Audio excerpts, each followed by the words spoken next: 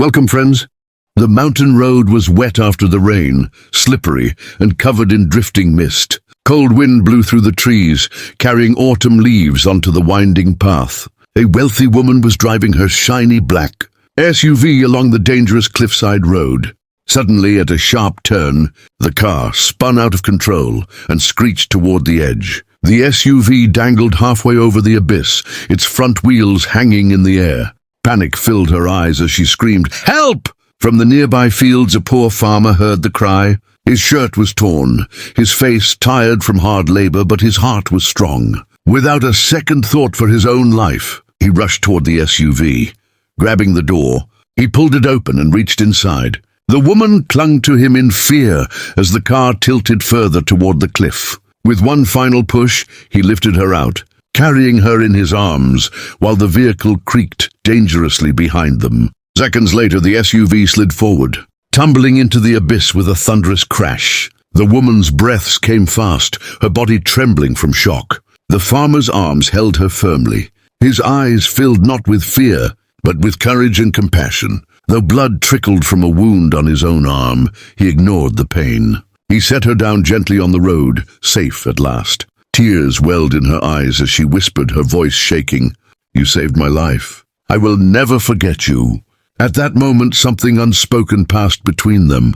It didn't matter that one was rich and the other poor. It didn't matter that their worlds were different. What mattered was the bravery, the sacrifice, and the undeniable bond born from this life-changing moment. Sometimes fate brings two souls together in the most unexpected ways. Friends, this story reminds us that true courage and kindness know no class, no wealth, no status. A single act of humanity can change everything, even open the door to love. If you enjoyed this story, don't forget to like, subscribe, comment, share. Soul of kindness.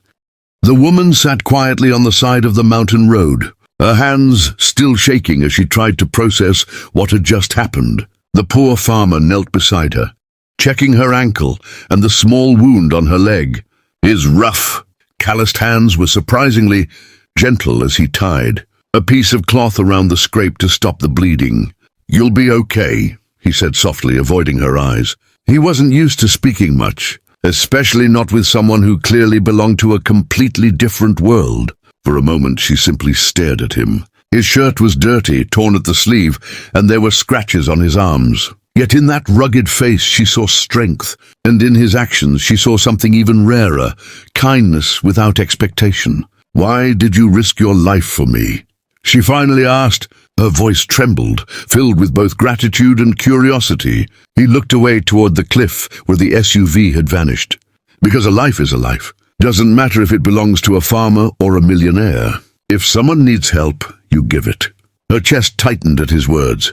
She had lived her whole life surrounded by people who cared for her money, her status, her name, and yet here was a man who knew nothing of her wealth and still chose to put himself in danger without hesitation. The sound of distant thunder echoed through the mountains, and the mist grew heavier. She shivered slightly, pulling her jacket tighter around her shoulders. The farmer noticed, and without thinking, took off his own flannel shirt, draping it over her. She tried to protest, but he shook his head. "You need it more than I do." For the first time since the accident, she smiled, a small, genuine smile that carried warmth even in the cold mountain air. "You don't even know me," she whispered.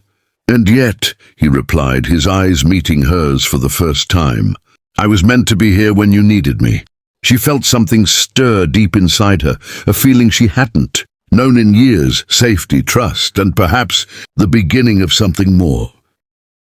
Night had fallen by the time they began walking down the mountain road together. The wealthy woman's heels made it difficult for her to walk, and every step sent a sharp pain through her injured ankle. The farmer noticed and slowed his pace, finally stopping. "Here," he said quietly, kneeling down. "Climb on my back.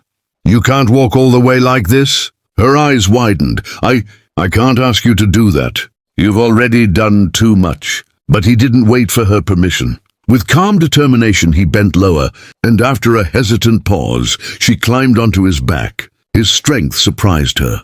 Despite the long day's labor and the injury on his arm, he carried her as if she weighed nothing. The road was silent, except for the crunch of gravel beneath, his boots, and the whisper of, "Wind through the trees." She rested her head on his shoulder, and for the first time in years she felt safe. Not because of wealth, not because of walls of security, but because of the simple courage of the man carrying her. After a long silence, she spoke. "You don't even know my name." He gave a small chuckle. "Names don't matter when someone is hanging off a cliff."